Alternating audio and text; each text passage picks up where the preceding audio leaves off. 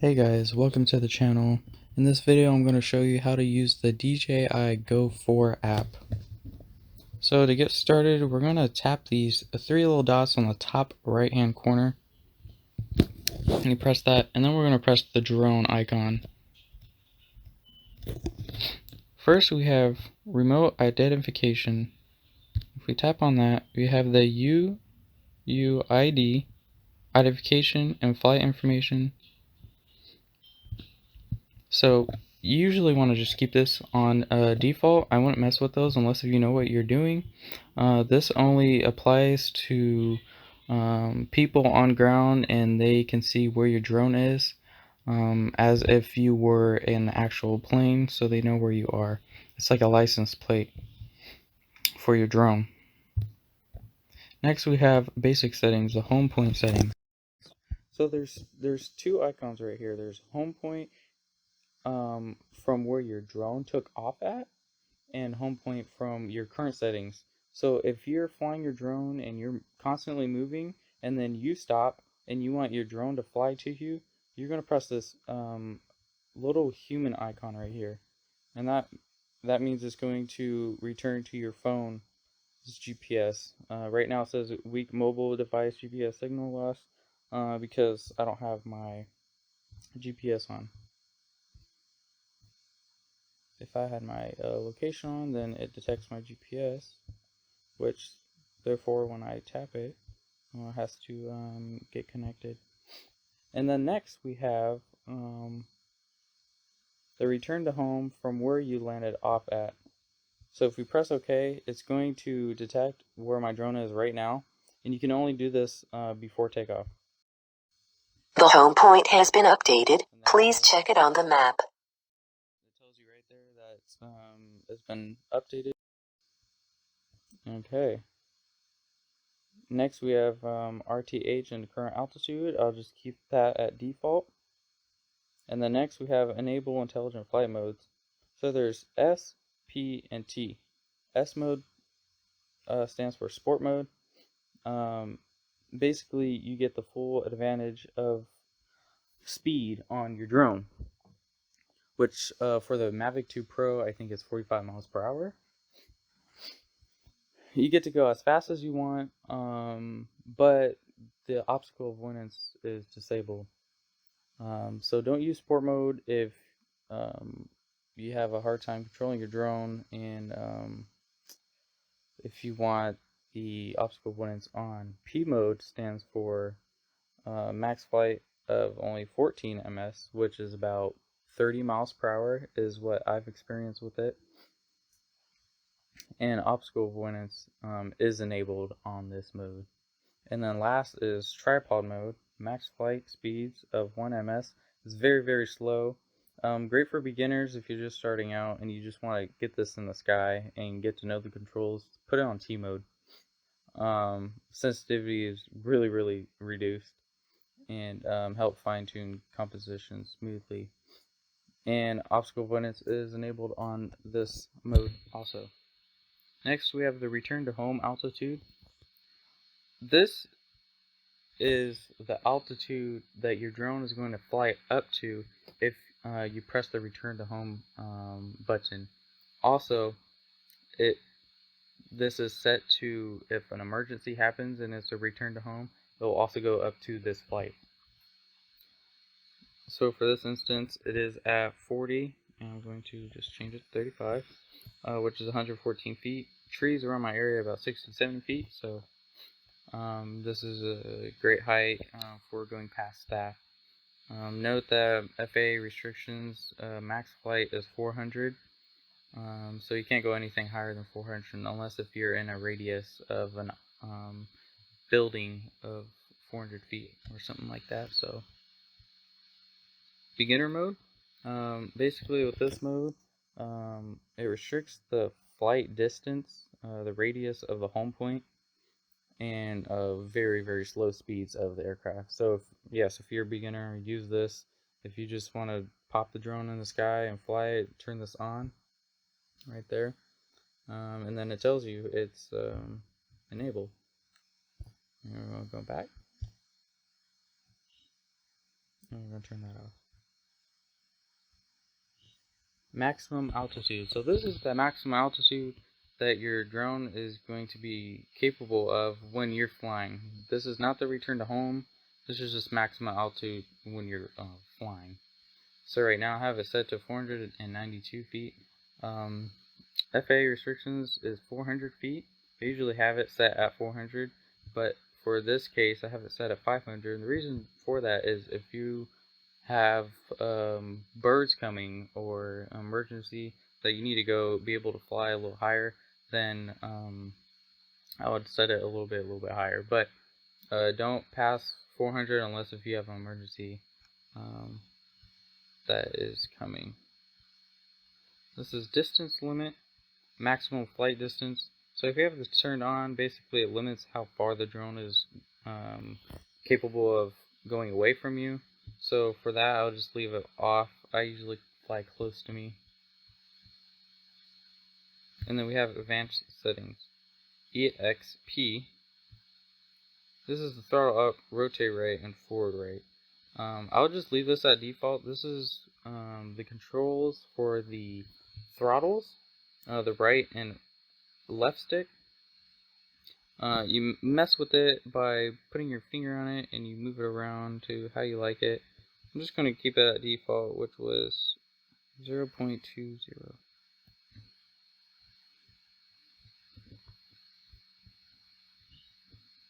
Next we have sensitivity, altitude, brake, yaw, and point. I'll leave this at default. You won't really need to mess with this unless if you want the sensitivity for the throttles to be a little bit quicker.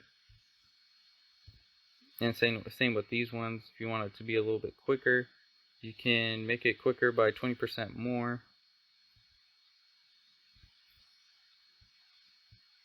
And then restore to default. If you want it back to default, I'll just leave it at default settings. That's what I have it at.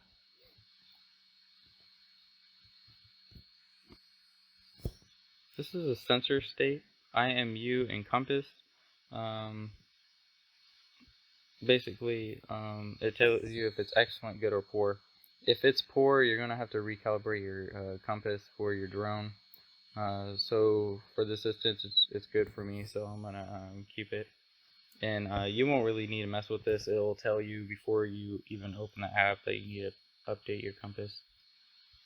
And I have another video to how to update your compass and calibrate it, or how to calibrate your drone. Cinematic mode, brake gain, and yaw sensitivity. Basically, in cinematic mode, your drone, when you are flying and then stop flying, it will have this kind of flow. So if you're flying forward and then you stop, it'll have this flow to a stop. Whereas GPS, it just stops automatically from where you last stopped at. So this is really nice if you're making really cinematic videos, which is what I do. But you won't really want to mess with this because it's already, the default settings are really good already. And then others, RC signal loss. So when the signal is lost, we were talking about this, return to home. You have two other options, landing and hover. So just keep it at return to home. That's the best option, unless if you want it to land or hover. Landing is probably number 3 on the priority for this, because if you're above trees or something, you don't want it to land, and it would be a signal loss, so you don't have control over it, and it's just going to land. So I would just keep it at return home. So right here we have turn on aircraft arm LEDs.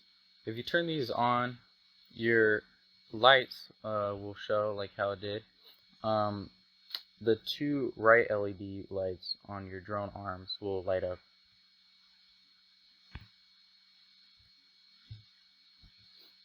And then we have emergency stop modes. Only use this if it's an emergency. Your drone will drop from the sky if you follow these instructions. These are actually the same instructions to start your propellers up for takeoff. So you have 2 options: push sticks to inner or outer corners, or push sticks to inner outer corners always. So I just have it at default, which is breakdown.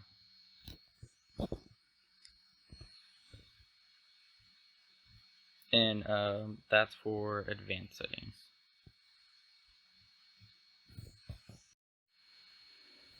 Okay, next we have the sensors. To get to the sensors, you press this little icon right below the drone icon. So you have visual navigation settings. Forward and backward obstacles avoidance are normal. So right now they're on. Now there's three symbols. The one all the way at the bottom, which is red, means none of the sensors are on your drone. So that means if you're flying, you can crash if you don't know what's around you.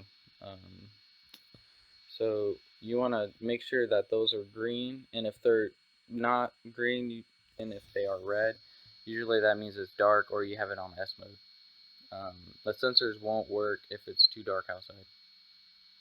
The next ones are forward and backward vision systems are currently available.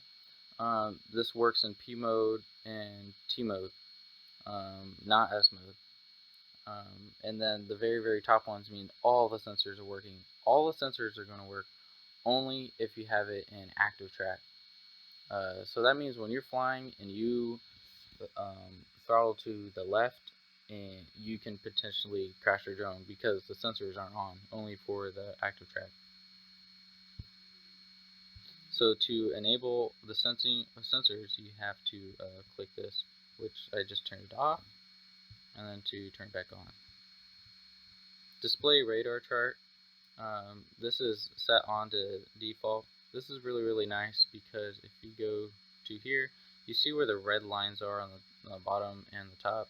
It tells you the proximity distance of your drone to an object in front of you, or from what the camera sees.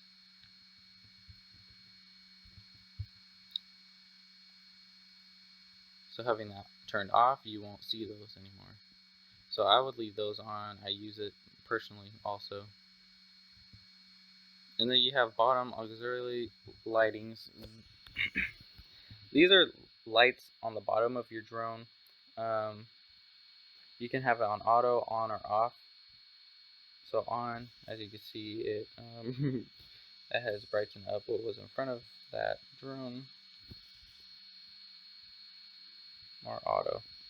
So usually auto means that at night it will shine if it needs it for landing. The landing sensors need light, so you're gonna have great landing all the way through.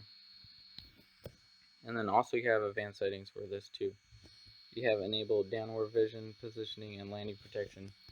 You want to keep these on because if you don't have these on, if you ever throttle down from say 100 feet all the way to where you're at, it could crash. So you want to have these on. It detects where the ground is, and then it starts to hover, and then it starts to land more slowly, and so it won't crash. So keep those on.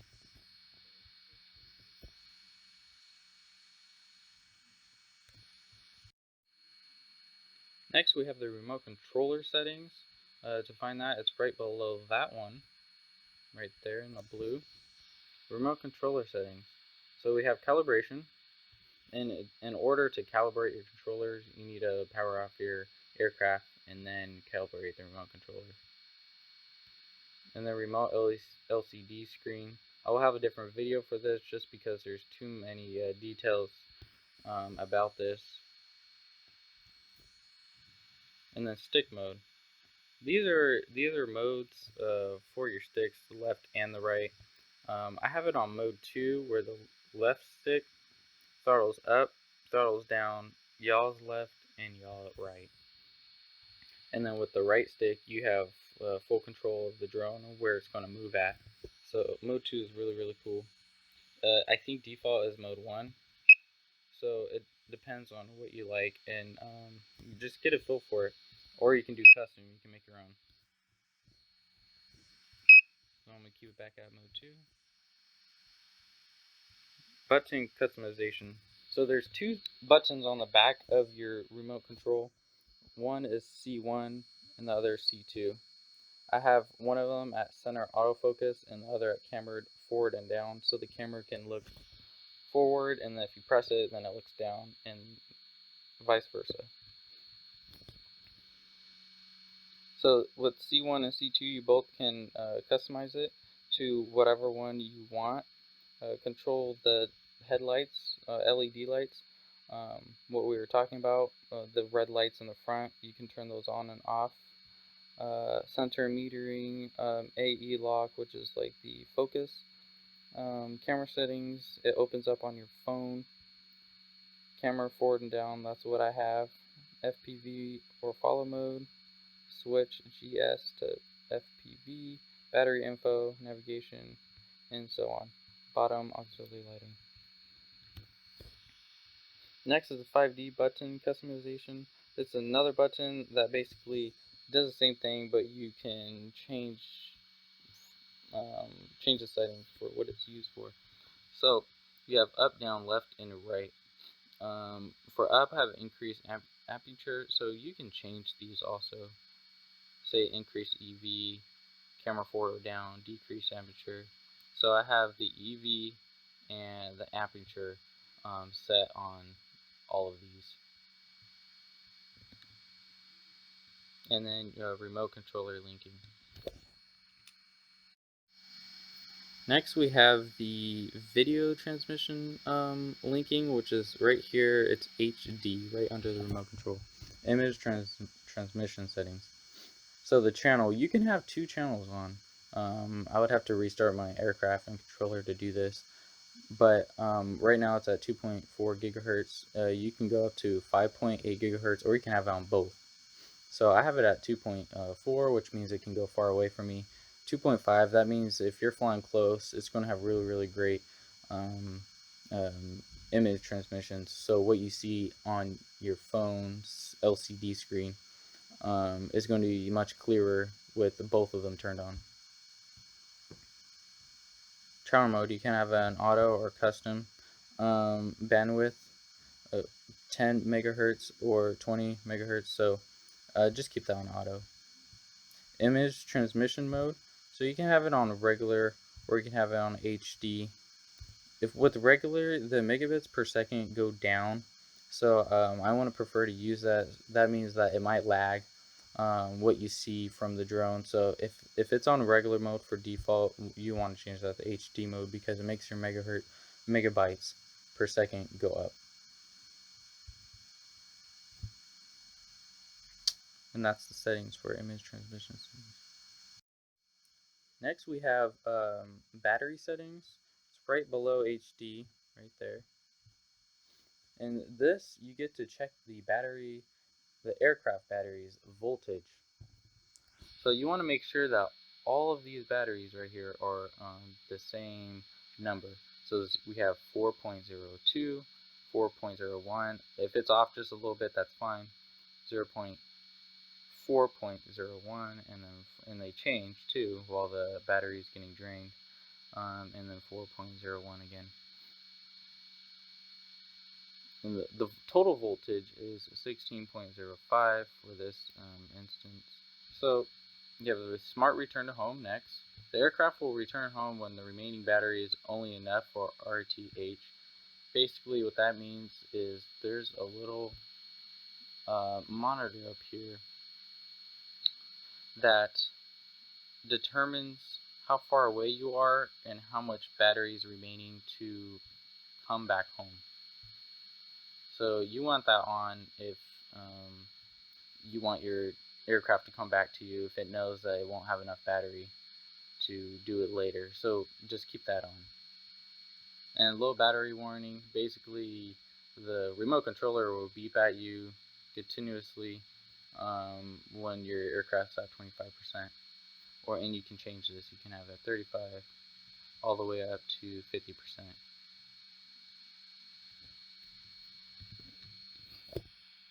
And then flight time. So each aircraft battery has a smart little computer in it, and when you take off, it tells you what your flight time was for this session only.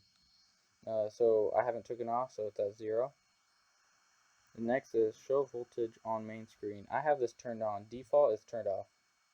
So if you look up here, there is no voltage of the battery. There's just the battery right here on the top right hand corner. It says 67%. If you turn that on, it will show the voltage percentage, which is 4.00 volts. So that's really, really nice because if it's anything below that, that's um, if they're all different voltages, that's pretty bad, and you might need a LAN. So just having that, it's a nice little feature.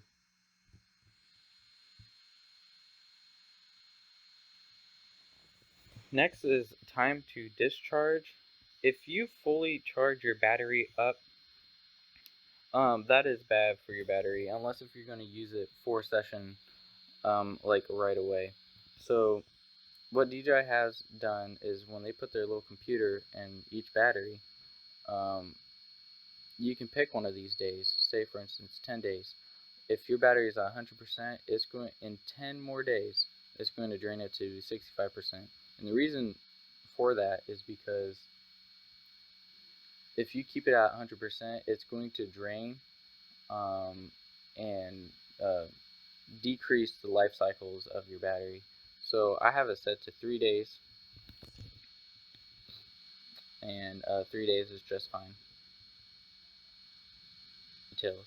The serial number for your drone battery, and production date of your drone battery. Times charged 22, and current status and connections good.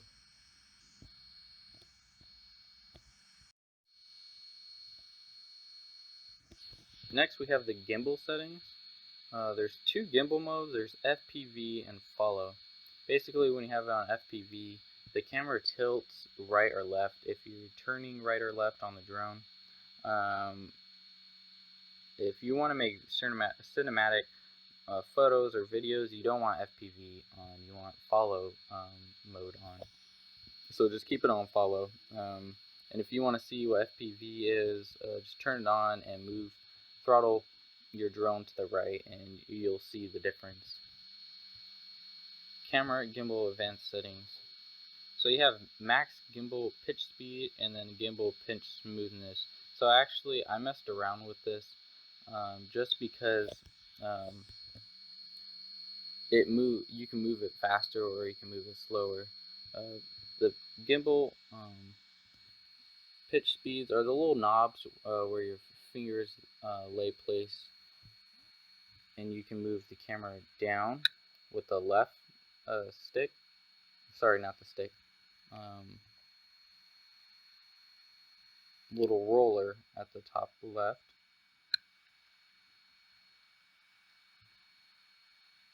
And then the right one, you can change the camera EV, or you can have it set to whatever you want.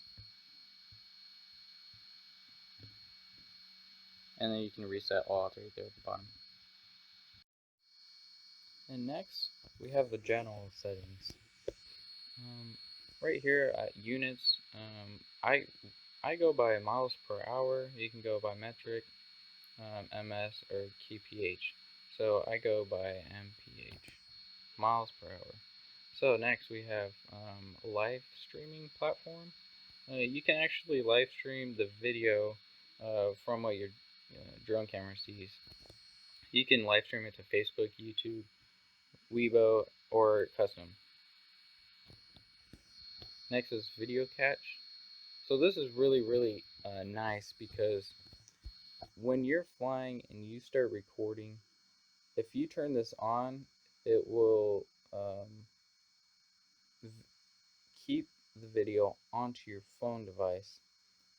Even though it's downloading it to the SD card while you're in flight, it will also download it to your phone. So if you have this off, you won't be able to see the video right away when you're done flying. You would have to get the SD card, get a computer, and then look through it through the computer. So keeping this on will you will be able to see what the drone video has captured. The next option is record audio with video catch. So if you're speaking while you're flying and you want to record what you're saying while you're flying, you can turn that on too.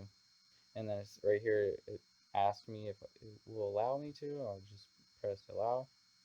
But right now I will turn that off. And then catch the SD card. Usually you won't want to catch it to the SD card because all it's going to do is make a second video with a lower quality. So I would just keep that off unless if you want to.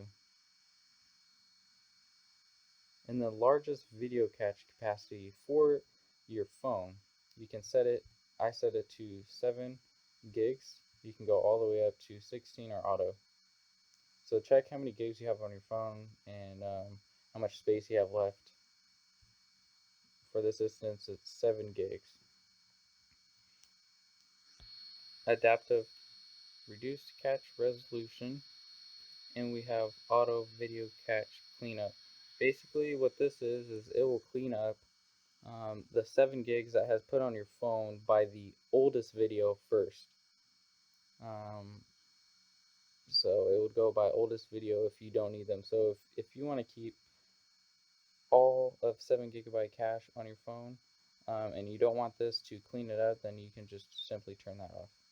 For this instance, I like to keep it on because I only review the photos for that certain day.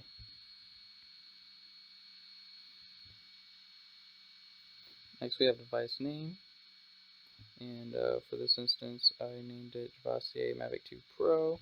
You can change it and then reset your drone. Full screen mode, double finger, or we have single finger. I would keep it at single finger. And that's basically it for the settings. Next, we are going to look at the video playback. If you tap all the way to the bottom right hand corner, right here where it looks like a video icon, press that, and you will see what the SD card is holding. So currently I just cleaned my SD card, so there's going to be no photos or videos available.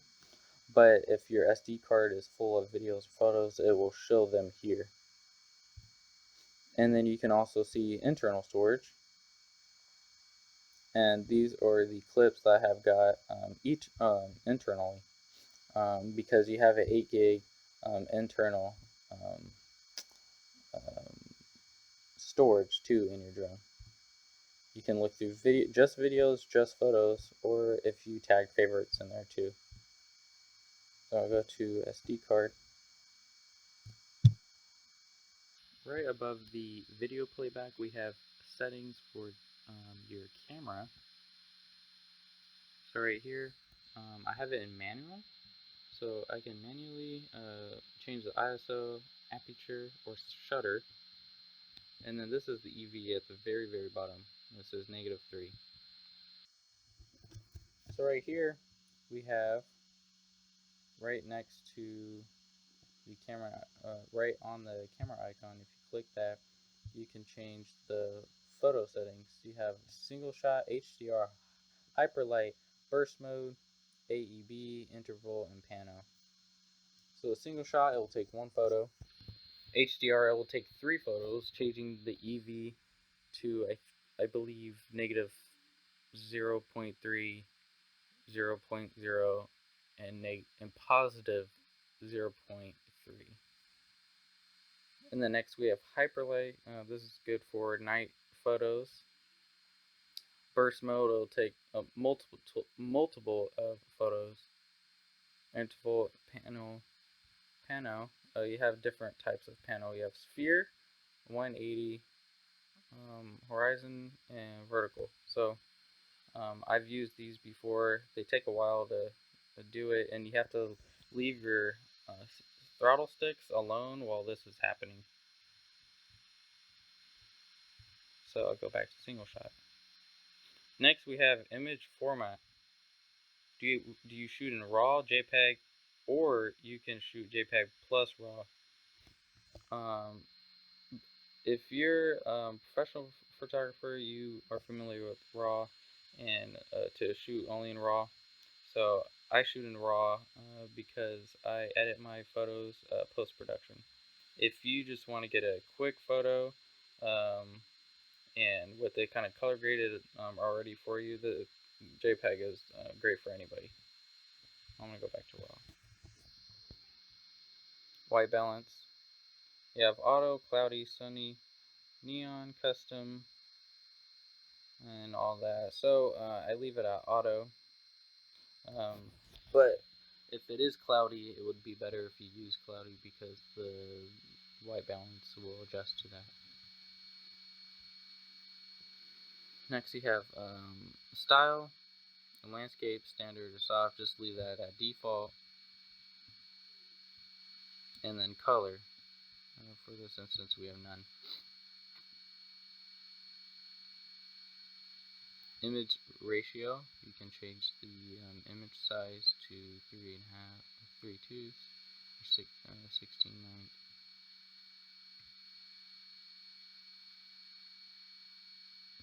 And then these are all the settings for your camera. Save original, panorama, save original, hyperlapse, histogram. And there's just tons of settings. Overexposure warning, grid, center point, ATF flicker. So if you just press these and get to know them, storage location, then go to the SD card. So if you leave this at default, then you're totally fine. Next, if you click on this, above that, right above the record button, you have the camera, and you can switch it to video. And so it shows ISO at 100, shutter at 1/3, f-stop at 2.8, EV plus 2.7, auto, white balance, shooting at 1080, 30 frames per second. Now if you click down at the settings, you can change.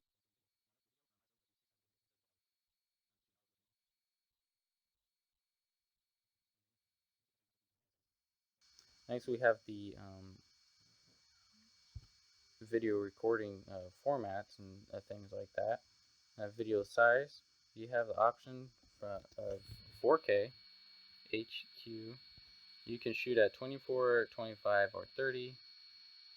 Next is also 4K. It's full field of view though. Yeah, you get the um, full advantage of your camera image. It won't just be a cropped image like the HQ, and the same frames per second. Next we have 2.7K. You can shoot the same settings, 4K plus 48 frames, 50, and 60 frames per second. And last we have 1080, same frame rates as 2.7K, but you have the advantage of 120 frames per second slow mode. If you click this, it will, in post-production, show a slow-mo video of it already for you. So I'll keep it at 1080 at 30 frames per second. Next we have the video format. Do you want to shoot an MOV or MP4? MP4 is basically for any computer. So any mobile phone or computer can read MP4 nowadays. MOV is by Apple. Only Apple products can review those photos and videos. Newer Android devices and Windows devices can now read MOV. So it's up to you what you would like to choose. They both work the same way. I choose MP4 because it can run smoothly on any format. And then we have white balance for the video settings. Same thing, style for the video settings. And then color. You can barely see it because I haven't changed the encoding format. But I want to show you this first. There's none, HLG, and DLOG-M. So if we go to encoding format, there's H.264 and H.265. These are encoding formats for your video. H.264 basically is less data and higher storage. So if you shoot, say, a 1080 30 frames per second video and it's 1 gig, if you shoot it in H.264 and it's 1 gig, well, H.265 it might be like 600 megabits. So it's going to be lower and there's going to be more data collected into it. Most computers aren't capable of this. Only the newer computers are capable of editing these formats. So if I switch to H.265, then you have the advantage of the color formats. We have HLG and DLogM. These are color formats that use the full advantage of capturing color. Now, if you shoot in DLogM, most video professionals do, you will get your full um, dynamic range on the Mavic 2 Pro. 14 stops of dynamic range. It's very, very good. And in post production, when you edit this, you get every single detail of color in this format. And shooting in DLogM will give you 10-bit color, which is amazing for this drone. And then next you have the same things, same settings for video and photo. Next we're going to look at the intelligent flight modes. If you go to the left, far left, it looks like a little remote icon and you click on that. Go back to show you where it clicked. You have normal, hyperlapse, quick shots, active track, cinematic mode, tap, fly, waypoints, and point of interest. So yes, you have 8 different intelligent flight modes. I'll have another video more in depth of what each of these do. And then right here you have takeoff. Are you sure you want to take off? Ensure it is safe to take off. The aircraft will rise to 3.9. So this is how you take off, or you can press the stick throttles into the center, and those will also get your propeller started, and then you can lift off that way. For this instance, I'm not going to take off because my drone is in the house. And then you have the return to home button. You can either press on the mobile phone or on your controller. I would prefer to click on the controller. It's right above your left stick, and it looks like a little home point, and you click that to return home. And I hope you guys enjoyed this tutorial on how to use the DJI Go 4 app. Please subscribe to my channel if you haven't already. Please like the video and share with your friends, and leave in the comments how you liked this video, if it helped you at all. And yeah, thanks for watching, guys.